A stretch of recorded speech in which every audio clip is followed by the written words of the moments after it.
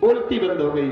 उन स्त्रियों ने कहा बाबा क्षमा करें, आपके जो पुत्र सुखदेव जी हैं उनको स्त्री पुरुष का भेद नहीं है, उनके अंदर सिर्फ ब्रह्म का ज्ञान है। वो स्त्री नहीं जानते, वो पुरुष नहीं जानते, वो तो सब में सिर्फ ब्रह्म को देखते हैं। और आपके अंदर यह भेद है, ये स्त्री है, ये पुरुष है, ये लड़की है, ये लड़का है, ये गाय है, ये बैल है, ये भैंस है, ये भैंसा है, आपको ये सब भेद है।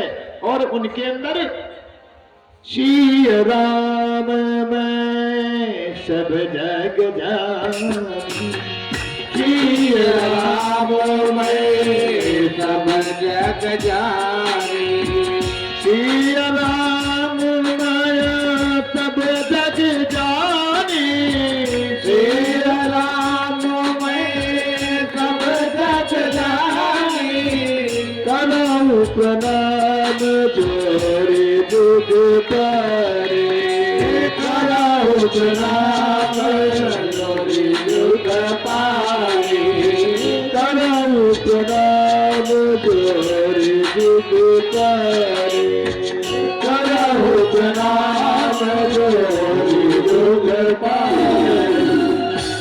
तो ऐसे हैं वो सुखदेव जी, उनके अंदर श्री राम में सब जग जानी, सब में ब्रह्म देखते हैं। व्यास जी ने सोचा अरे ऐसा मेरा पवित्र पुत्र है, ऐसा मेरा महान पुत्र है, अब मैं नहीं जाऊंगा इसके पीछे। लौट आए, लौट करके आए फिर उदास मन खिन्न मन, सोचे कि मैंने सोचा था कि इस भागवत का ज्ञान ही इस पुत्र को दूंगा, लेकिन ये तो वितरागी हो गया, जन्म लेते ही वन को चला गया, अब मैं क्या करूं। लेकिन व्यास जी ने एक सुंदर व्यवस्था बनाई, छोटे छोटे बच्चों को एक श्लोक रटाया, बढ़िया श्लोक रटाया, कंठस्थ कराया, और उन बच्चों से कहा जाओ थोड़ी दूर पर एक नागा बाबा बैठे हैं। सुखदेव जी जो है नागा बाबा दिगंबर हैं, वो कोई वस्त्र नहीं पहनते, बिल्कुल वितरागी हैं, निर्वस्त्र रहते हैं।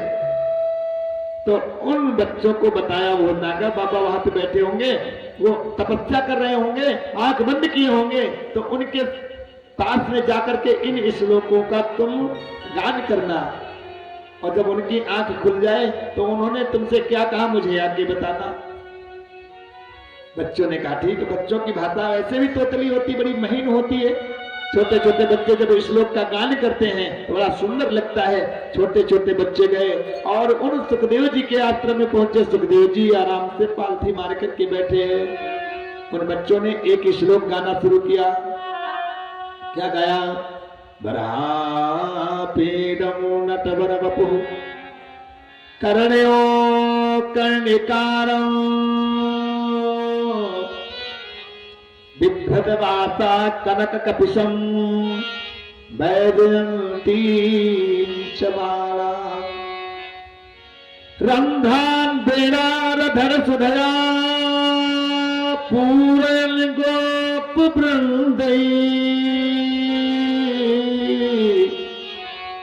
वृंदारण्यं सपदरमणं प्राविशद गीत कीर्ति।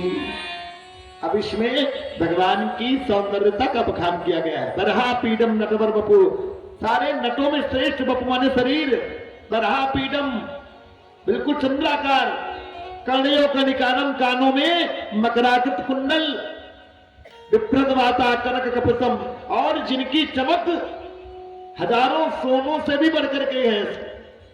वैजयंतीम च माला, और जो गले में वैजयंती माला धारण किए है। रंधान वेणु धरसुरया, और जिन्होंने अपने कोमल और पके कुदरू के समान होठों पर बेड़ को रख रखा है। रंधान वेणाधर सुरया पूरयन गोप वृंदै, और जो अपने गोप सखाओं से घिरे हुए हैं। पूरयन गोप वृंदै, ऐसे वृंदारण्यम सपदरमणम प्राविशद गीत कीर्ति, ऐसे वृंदावन बिहारी, ऐसे वृंदावन रमन बिहारी प्राविशद गीत कीर्ति, उनकी कीर्ति का बखान करने की किसमें सामर्थ्य है। जैसे ही इतना सुंदर श्लोक पढ़ा उन बच्चों ने, वैसे ही सुखदेव जी की आंख खुल गई। बोले भैया और सुनाओ जरा, बड़ा अच्छा श्लोक। बोले नहीं बाबा, हमको इतने आता है, अगर आपको और ज्यादा सुनना है तो वहां पे एक बाबा रहते पकी पकी दाढ़ी वाले, उनके पास ऐसे 18,000 श्लोक हैं, आप जी भर के सुनो। सुखदेव जी ने पहले तो विचार किया कि बोले होंगे कोई सुंदर, फिर आंखें बंद कर ली। अब बच्चे आए, व्यास जी से बताया जैसा कि घटना वहां पे घटित हुई थी। तो व्यास जी ने कहा अच्छा आंखें खोली थी? बोले हाँ खोली। तो हमसे कहा और सुनाओ। तो हमने कहा कि अगर और सुनना है तो वहां बाबा जी के पास जाओ। तो व्यास जी ने कहा अब काम बन रहा है। तो एक दूसरा श्लोक दे दिया उन बच्चों को, दूसरा श्लोक कंठस्थ कराया। बोले जाओ उन बाबा को यह श्लोक पढ़ा सुनाना, और जब कुछ कहें तो हमें आके बताना। अब उन बच्चों ने दूसरा श्लोक कंठस्थ किया और फिर से गए जहां पे सुखदेव जी तपस्यारत हैं। वहां पर पहुंच करके उन बच्चों ने अब भगवान की करुणा का गुणानुवाद इस श्लोक के द्वारा किया। कहा क्या? अहो पतियम स्तन काल कूटम जिघासया पाय यदा पिशाधु लेभे गतिं धातृचितां ततोऽन्य कं वा दयालु शरणो ब्रजेम। अब भगवान की करुणा का इसमें निरूपण किया गया। अहो बकीयम, हे पूतना, बकी माने पूतना, हे पूतना, अहो बकीयम तुम धन्य हो, हे बकी तुम धन्य हो, स्तन कालकूटम, क्योंकि तुमने स्तनों में कालकूट नाम का विष लगाया और लगा करके भगवान को मारने की इच्छा से आई। जिघा कया पाए रात प्रसादी, उनको पिलाने की मनसा से आई। लेकिन वाह धन्य है भगवान। ले भे गतिम, जो गति उनको जसोदा मैया को पहले देनी थी, जो गति उनको देवकी मैया को पहले देनी थी, वह गति तुमको दे देते हैं भगवान। धन्य है भगवान की करुणा। ले भे गतिम धातृचिताम ततोन्यम कम वा दयालु शरणं। ऐसा दयालु कौन हो सकता? कम वा दयालु, ऐसा दयालु कौन हो सकता है आपके सिवा? अब जब भगवान की करुणा का गुणानुवाद किया, सुखदेव जी की आंखें टप से खुल गई। बेटा और सुनाओ और सुनाओ। बोले बाबा बस इतने श्लोक आता है, अगर और श्लोक सुनना है तो वहां पक्की पक्की दाढ़ी वाले बाबा है उनके पास चले जाओ, 18,000 श्लोकों का भंडार है। अब तो सुखदेव जी देखो, भागवत के मंत्रों में इतना दम है, इतना प्रभाव है, इतना चमत्कार है। सुखदेव जी से रहा नहीं रह गया। सुखदेव जी दौड़ पड़े व्यास जी की ओर। व्यास जी आराम से बैठे हैं, पालथी मार करके उनके चरणों में गिर पड़े। बाबा बाबा मुझे भागवत सुनाओ, मुझे भागवत सुनाओ। अब व्यास जी की आंखों से आंसू निकलने लगे। आहा, आज मुझे अधिकारी मिल गया, आज मुझे भागवत का गान करने वाला अधिकारी मिल गया, आज मैं धन्य हूं, धन्य हूं। लेकिन एक परीक्षा होती है, चाहे जितना आपका प्यारा शिष्य हो उसकी पहले कसौटी कर लो, उसके पहले परीक्षा कर लो। जब तक अधिकारी नहीं है तब तक बिना अधिकारी व्यक्ति को ज्ञान नहीं देना चाहिए। एक गांव में एक बाबा जी है, उस गांव में एक गजेड़ी रहता था, और गजेड़ियों के शराबियों को तो जानते हो, इनकी क्रियाएं जानते हो। आपके मुंह में मुंह जब तक नहीं लगा लेंगे तब तक इनको चैन नहीं मिलेगा। शराब पीने वाला जब तक आपका मुंह अपनी लार से भिगो नहीं देगा तब तक उसको चैन नहीं आएगा, बिल्कुल मुंह के सामने ही बोलेगा, है ना ऐसा? जो कोई भुक्तभोगी होगा उसको मालूम होगा, हम तो हैं भुक्तभोगी।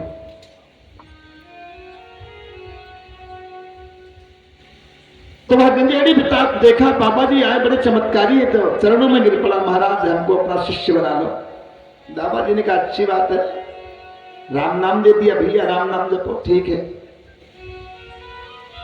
अब दूसरे दिन वहां आया, फिर महाराज जी के चरणों में गिरा, महाराज आपने तो मुझको गुरुमंत्र दिया, अब मैं आपका शिष्य, तो कुछ मुझे सुनाओ। महाराज ने कहा तो मैं क्या सुनाऊं, महाभारत सुनाओ? बोले वो तो मैंने नानी के यहाँ रह करके सब याद कर लिया। बोले तो फिर रामायण सुनाओ? बोले जब मैं स्कूल जाता था तो रास्ते में सब याद कर ली रामायण।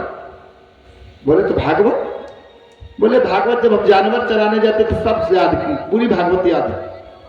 गुरु जी के रोए खड़े हो गए, इतना महान है मेरा शिष्य। तो बोले अच्छा बताओ फिर गीता सुनाओ। शिष्य ने कहा हाँ गीता, ये जमा कुछ, इसको सुनाओ। अब महाराज जी ने इसको सुनाना प्रारंभ किया, और एक गीता में श्लोक आता है, उपनिषद गावो उपनिषदा सर्वे दुग्धा गोपाल। इसका अर्थ यह हुआ कि सारे उपनिषद गाय हैं और उन गायों को धोने वाला गोपाल। दुग्धा माने धोने वाला, व्याकरण में दुग्धा का अर्थ धोने वाला। लेकिन अब हुआ था तो मेरा मूर्ख, उसने कहा आहा, बड़ा आनंद आया। गुरुजी को लगा कि इसको वास्तव में आनंद आ गया। गुरुजी ने आंख बंद की और 1 घंटा उसको प्रवचन दिया। बाद में कहा क्यों बेटा आनंद आया? बोले महाराज आपने कहा थोड़ा कम लेकिन समझ में ज्यादा आ गया, लेकिन एक बात समझ में नहीं आई। गुरुजी ने कहा क्या समझ में नहीं आया भाई? बोले आप ये क्या कह रहे थे बार बार? आप 2 गधा कौन से बता रहे थे? अब वो तो 2 गधा कह रहे हैं, 2 गधा, आधा का 2 गधा, 2 गधा माने दूने वाला, लेकिन उसको सुनाई पड़ा 2 गधा। तो महाराज ये बताइए आपने कथा सुने लेकिन ये 2 गधा कौन है? महाराज ने सिर पीटा। महाराज इसीलिए बिना अधिकारी शिष्य को ज्ञान नहीं देना चाहिए। बोले महाराज जल्दी बताओ ये 2 गधा कौन है? महाराज जी ने माथे में हाथ रखा, बोले महाराज पहले गधा तुम हो, दूसरे गधा हम हैं। जब मैंने बिना सोचे समझे तुमको ये मंत्र दे दिया। बोलिए आनंद कंद भगवान की। तो आज व्यास जी को अधिकारी शिष्य मिल गया। व्यास जी ने कहा लेकिन पहले अपने शिष्य की हम परीक्षा लेकर के तभी इसको हम ज्ञान देंगे। तो भेज दिया, उनकी परीक्षा लेने के लिए कहा भेजा? जनक जी महाराज के पास। जनक जी महाराज जैसा तत्वज्ञानी ना आज तक पैदा हुआ है और ना ही होगा। इनका कई नाम है, शीरध्वज, विदेह, जनक, मैथिल, मिथिलादीप, कई नाम है। इन नामों के कई अर्थ भी है लेकिन इतना टाइम नहीं है। तो जनक जी महाराज के पास भेज दिया अपने पुत्र और शिष्य, पुत्र भी है शिष्य भी है, और जनक जी को आवाहन के द्वारा बता दिया मेरा शिष्य आ रहा, इसकी परीक्षा कर लेना। पहले हेलो हाय वाला नहीं होता था काम, पहले केवल योगाभ्यास के द्वारा बता दिया जाता था कि हम आ रहे हैं। योगाभ्यास में इतना बल होता था कि ऐसे जहां बताया भैया जिसका नाम लिया संकल्प रहा ऐसे ऐसे किया, वो खिंचता चलाता था, अपने आप खिंचता चलाता था। और आजकल ये जमाना हेलो हाय का है, और सबसे बड़ी झूठ बोलने वाली मशीन ये हेलो हाय है। मोबाइल आप लिए हो, हेलो भैया हाँ कहाँ? भैया हम तो हरिद्वार में गंगा नहा रहे हैं, वो बुलट रहे हैं यहाँ घोड़े के पास। झूठ बोले कि नहीं बोले? सबसे बड़ा यंत्र है झूठ बोलने का है। बोलो राधे राधे। तो योगाभ्यास के द्वारा बता दिया व्यास जी ने कि मेरा शिष्य आ रहा है, इसकी परीक्षा ले लेना है जनक। जनक जी महाराज ने कहा महाराज आप काहे शर्मिंदा करते हो, आप तो स्वयं तत्व ज्ञानी हो। व्यास जी ने कहा लेकिन मुझसे नहीं हो पाएगा क्योंकि मेरा ही शिष्य मेरा ही पुत्र है, इसलिए इसकी परीक्षा आप करो। शिष्योत जी महाराज कहते हैं हे सौनकादिक ऋषियों, जब वह शीरध्वज जनक के दरबार में सुखदेव जी 3 दिन चल करके पैदल चल करके पहुंचे और कहा भैया मुझे जनक जी से वेदांत पढ़ना है। द्वारपालों ने जाकर के जनक जी से कहा कि कोई एक युवा तपस्वी आया है जो आपसे वेदांत पढ़ना चाहता है। जनक जी ने उससे कहा कि जाओ उससे बता दो कि 5 दिन तक हम व्यस्त हैं, 5 दिन के बाद ही तुमसे मिलन होगा। द्वारपाल ने आकर के बता दिया। सुखदेव जी ने कहा कि 5 दिन बाद आपकी मुलाकात होगी। सुखदेव जी ने कहा ठीक है। सुखदेव जी एक पैर से खड़े रहे दरवाजे। 5 दिन के बाद श्री शीरध्वज जनक जी ने अपने द्वारपालों से कहा जाओ देखो अगर उस तपस्वी के मुखमंडल में कोई क्रोध की रेखा है, कोई थकान की रेखा है, कोई भूख प्यास की रेखा है तो उसको वापस कर देना। जाओ भैया तुमसे हमारे राजा नहीं मिलेंगे। द्वारपाल ने कहा ठीक है। द्वारपाल आया, देखता क्या है कि जैसा मुखमंडल उनका 5 दिन पहले था वैसा ही मुखमंडल आज भी देदीप्यमान है। कहीं भी थकान का, कहीं भी भूख प्यास का लेस मात्र नहीं है। आज भी वह बिल्कुल देदीप्यमान है, सूर्य जैसा प्रकाश मुखमंडल पे उनकी प्रकाशित हो रहा है। द्वारपाल गया, महाराज को हाथ जोड़ करके कहा महाराज तपस्वी तो मैंने बहुत देखे, ज्ञानी ध्यानी तो बहुत देखे, लेकिन आज जो आपके द्वार पे खड़ा है ऐसा तपस्वी ऐसा ज्ञानी ध्यानी आज मैंने पहली बार देखा जीवन में। जो ओज जो तेज 5 दिन पहले था वही ओज तेज लिए, वह मुखमंडल लिए द्वार पर खड़ा है। जनक जी ने कहा उसको आदर के सहित ले आओ अपने द्वार घर के अंदर, क्योंकि उसने परीक्षा की एक घड़ी को जीत लिया है, एक सीढ़ी को जीत लिया है। द्वारपालों ने आदर पूर्वक सम्मान पूर्वक उन सुखदेव जी को अंतापुर में प्रवेश कराया। अंतापुर में उन शीरध्वज की परिचारिकाएं तरह तरह की बिल्कुल अप्सराएं, एक से एक सौंदर्यवान। सुखदेव जी वस्त्र तो पहनते नहीं, बिल्कुल निर्वस्त्र रहते हैं। उन परिचारिकाओं से, उन सौंदर्यों से जनक जी ने कहा इनकी सेवा करो, ये हमारे अतिथि हैं, इनकी सेवा करो।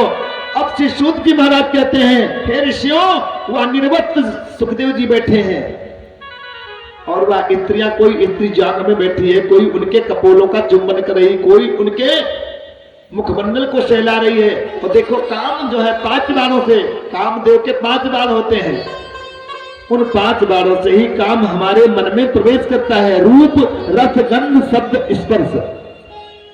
अच्छे रूप को देख करके हमारे मन में काम का विकार होगा, क्योंकि इसका काम का नाम है मनोज, मना उज। यह मन से उत्पन्न होता है, इसलिए इसका नाम पड़ा मनाधन उज, अर्थात मन से उत्पन्न होने वाला मनोज। तो रूप, जब सुंदर रूप देखेंगे तब हमारे अंदर काम की वासना जागृत हो जाती है। रस, जब रस टपकता हो, बढ़िया अच्छा यौवन हो, उसको देख करके हमारे मन में काम की भावना आ जाती है। गंध, अगर सुंदर परफ्यूम है, सुंदर सुगंध है, उसको भी सूंघ करके हमारे मन में काम की वासना जागृत हो जाती है। गंध, शब्द, अच्छे शब्द हैं, अच्छी वाणी है, मधुर वाणी है, उसको सुन करके भी हमारे मन में काम का विकार हो जाता है। और स्पर्श, सबसे बड़ा बाण क्या है? स्पर्श। चाहे जितना बिल्कुल मरियल व्यक्ति हो, लेकिन उसको अगर स्त्री मरते टाइम भी स्पर्श कर दे, तब भी उसके मन में काम की वासना आ जाएगी। ये कटु सत्य है। तो आज वह सुखदेव जी बिल्कुल निर्वस्त्र हैं, लेकिन उनके निर्वस्त्र वदन पर हजारों परिचायिकाएं, हजारों सुंदरियां, जैसे एक फूल पर हजारों भ्रमर मंडराते हैं, उसी प्रकार उन वंदनीय सुखदेव जी के इर्द गिर्द हजारों रमणियां, हजारों सुंदरियां रमण कर रहे हैं। लेकिन धन्य है सुखदेव जी, उनके मन में किंचित भी काम का विकार नहीं आया। जनक जी आकर के गिर पड़े चरणों में, महाराज आप तो साक्षात वेदांत हैं, आपको मैं वेदांत क्या पढ़ाऊं, आप तो साक्षात सिद्धांत वेदांत सब कुछ है। मुझसे जो भूल हुई है मुझे क्षमा करो। और वहीं से बता दिया योगाभ्यास के द्वारा, हे व्यास जी, आपका यह शिष्य हमारे पढ़ाने के लायक नहीं है, हम स्वयं से पढ़ने लायक हैं, ये साक्षात वेदांत है। व्यास जी को बड़ा आनंद हुआ। व्यास जी ने कहा से भेज दो। सुखदेव जी फिर से आए। अब व्यास जी ने प्रेम से उनको श्रीमद् भागवत कथा का श्रवण कराया। बोलिए आनंद कंद भगवान की। ओ श्री राधे राधे गोविंद गोविंद राधे राधे राधे गोविंद। ताली बजाते गोविंद राधे श्री राधे राधे गोविंद गोविंद राधे राधे राधे गोविंद गोविंद राधे राधे राधे गोविंद गोविंद राधे राधे राधे गोविंद गोविंद राधे राधे राधे गोविंद गोविंद राधे राधे राधे गोविंद राधे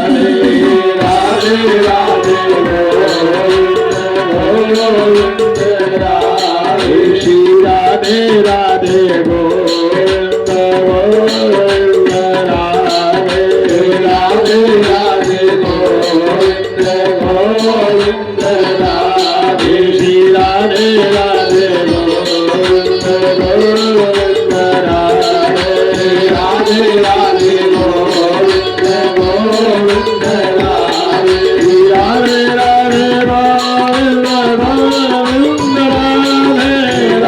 राधे गोविंद गोविंद राधे राधे राधे गोविंद गोविंद राधे राधे राधे गोविंद गोविंद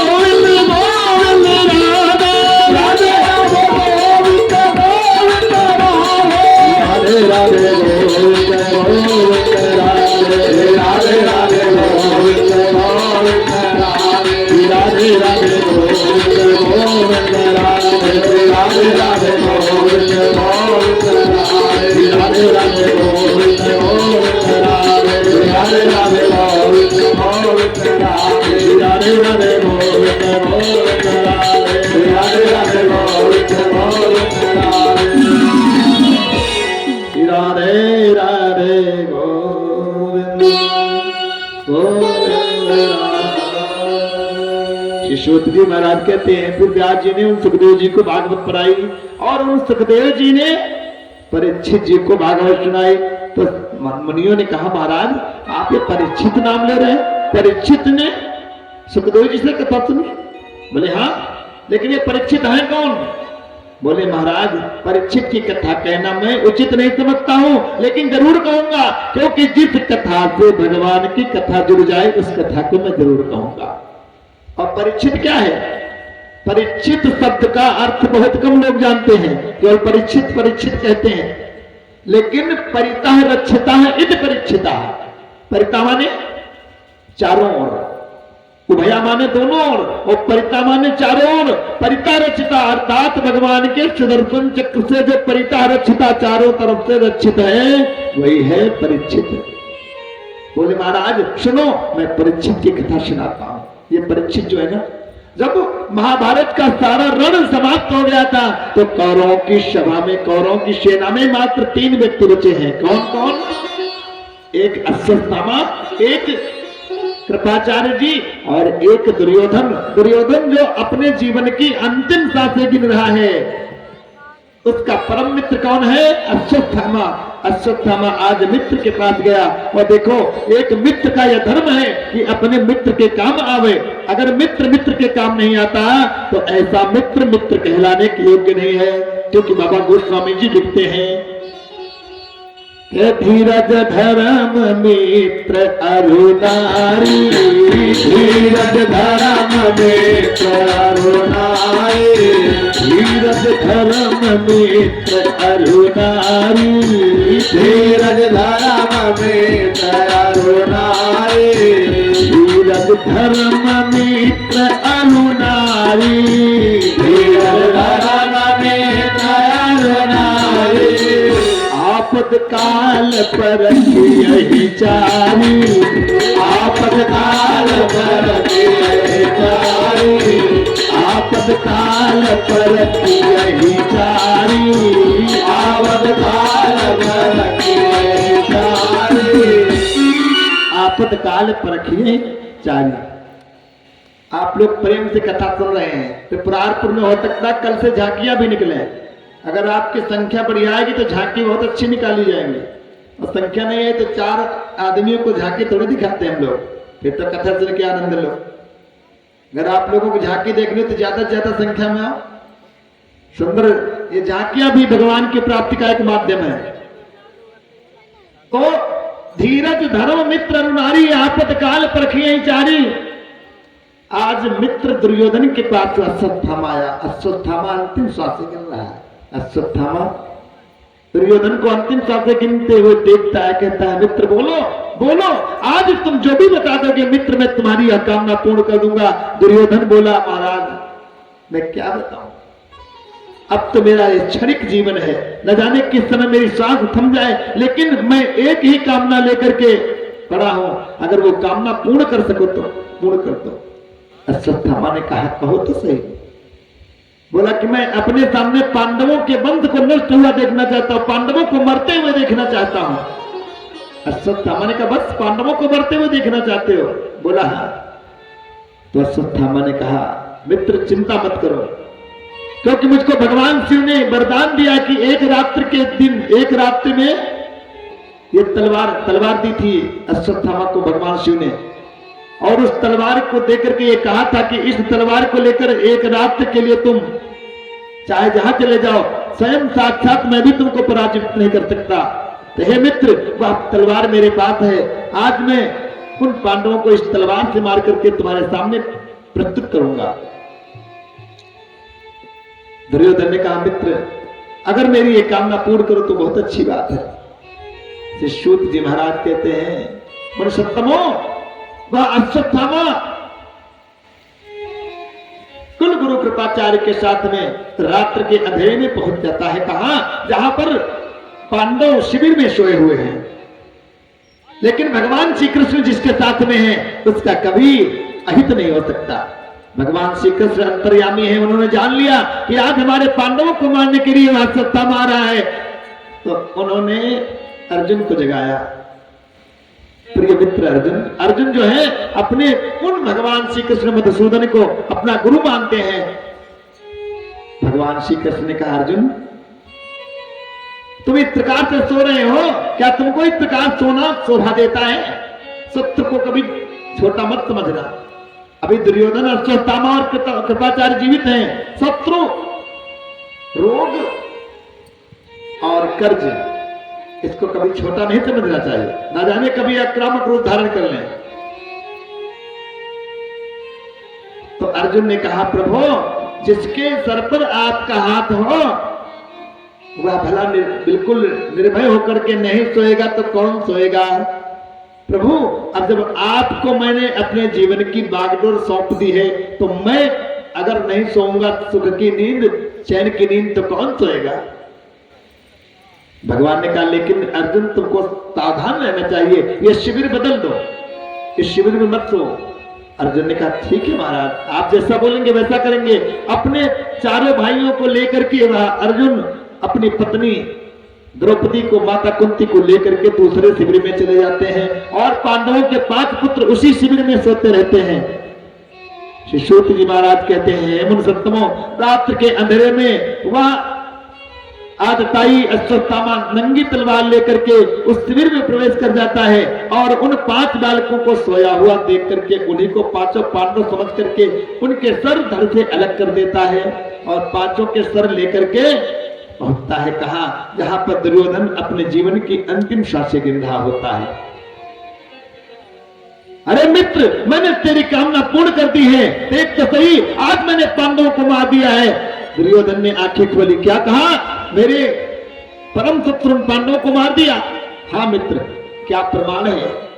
क्या प्रमाण है जो तुमने 5 पांडवों को मार दिया है? अश्वत्थामा ने 5 के सर दिखा दिए, 5 पुत्रों के। दुर्योधन ने कहा, जरा भीम का सर मुझे लाना। तो उन सरों में जो थोड़ा बड़ा सर था, उस सर को जैसे ही दुर्योधन को दिया, दुर्योधन ने जैसे उसको दबाया वैसे ही सारा सर पिचक गया। दुर्योधन ने कहा, मित्र तुमने ये क्या किया? कितना बड़ा अनर्थ कर डाला। अरे मैं तो मर ही रहा हूं, मेरे तो वंश में कोई दीपक जलाने वाला बचा ही नहीं है। अरे तुमने पांडवों की जगह पांडवों के वंश को नष्ट कर दिया, पांडवों के पुत्रों को मार दिया। यही व्यथा लेकर के वह दुर्योधन परम पद को चला गया। और इधर प्रातः काल जब पांडव जागे, द्रौपदी जागी, तो आज देखा ऐसे बच्चे सुबह से उठ करके, मैया कछु खाएबे के ताई दे दे, कछु खाएबे के ताई दे दे, पेट में भूख लग रही, मैया कछु खाएबे के ताई दे दे। यह सब बालक करते थे। लेकिन आज सूर्य ऊपर चढ़ गया, लेकिन कोई भी बालक न उठा और कोई भी बालक उससे भोजन की यात्रा नहीं कर रहा है। तब तो शिविर में झांक करके देखा, हाय हाय ये क्या?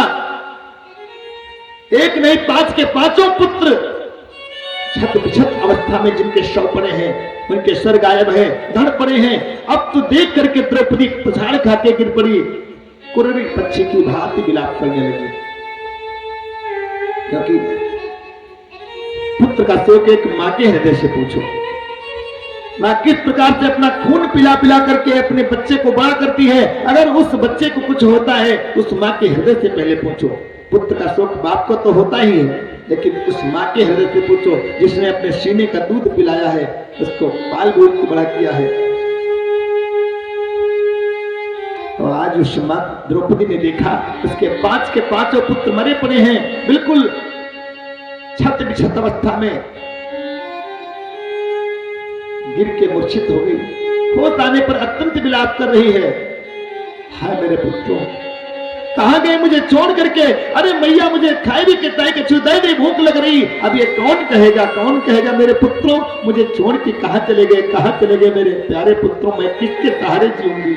अब मैं किसका मुंह देख करके जीऊंगी? अब मैं किसको बुलाऊंगी? इस प्रकार से द्रौपदी रोदन कर रही है।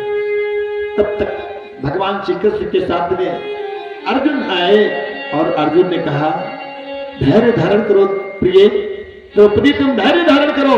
मैं जानता हूं मेरे पुत्रों का यह हाल किसने किया है, मैं जानता हूं। आज मैं तुझको वचन देता हूं। द्रौपदी अर्जुन बोले, ठहरो भद्रे,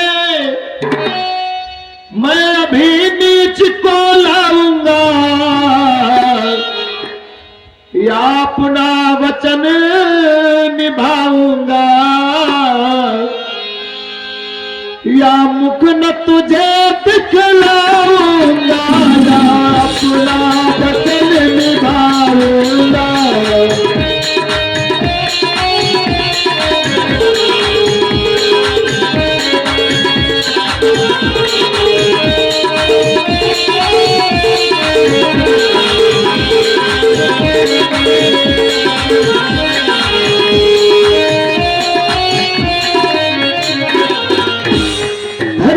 द्रौपदी द्रौपदी धैर्य धारण करो, मैं तुमको वचन देता हूं कि आज उस नीच दुरात्मा दुष्ट को मैं लेकर अगर ना थका तो मैं जीते जी अपने शरीर को त्याग दूंगा, मैं तुझको अपना मुख नहीं दिखाऊंगा। मैं जानता हूं यह कृतज्ञ ये नीच कार्य मेरे गुरु का पुत्र अश्वत्थामा ही कर सकता है। भगवान श्री कृष्ण से इशारे में कहा, रथ पे आरूढ़ होकर के चल पड़े उस अश्वत्थामा को पकड़ने के लिए। अश्वत्थामा ने जैसे ही घोड़ों की टाप सुनी वैसे संकित हो गया, जान गया कि मेरी मृत्यु निश्चित है, अब इसमें कोई संदेह नहीं है। तो आरत कहा न करे कुकर्मो, डरा हुआ व्यक्ति न जाने क्या कर बैठे। तो वह डरा हुआ अश्वत्थामा उसने ब्रह्मास्त्र का संधान कर दिया और छोड़ दिया। जैसे ही ब्रह्मास्त्र को छोड़ा तो सारे नभमंडल में हाहाकार मच गया, सारे पर्वत गिराने लगे।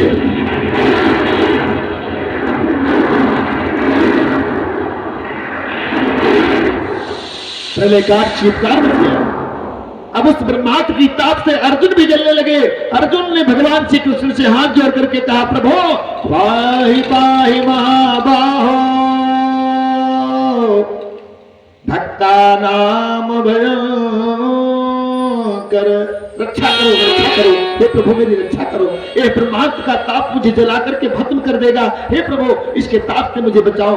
भगवान श्री कृष्ण मुस्कुराए, अर्जुन कभी कभी विष की औषधि विष होता है, लोहा लोहे से कटता है। मतलब यह है कि तुम भी ब्रह्मास्त्र का संधान करो।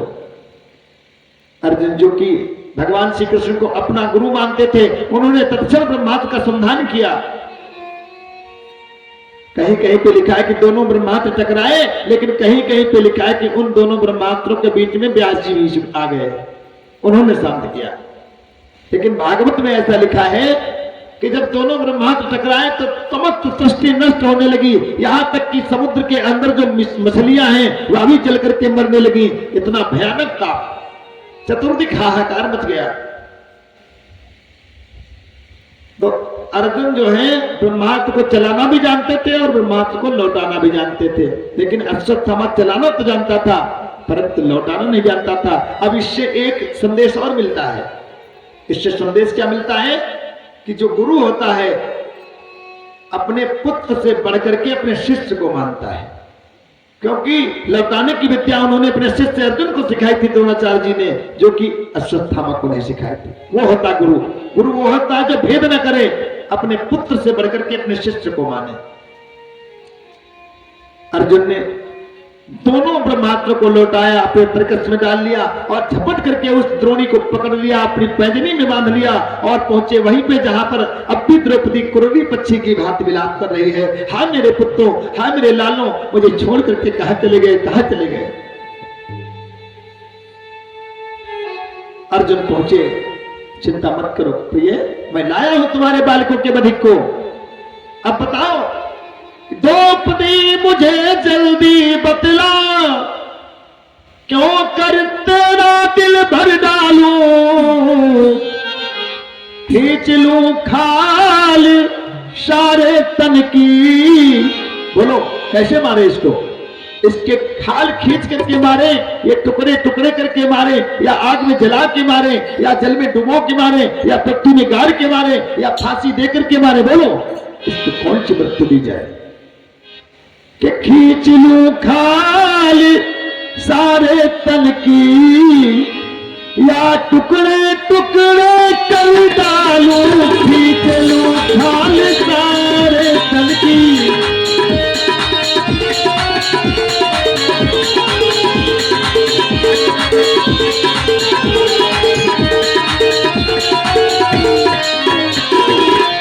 बोलो जल्दी से बोलो।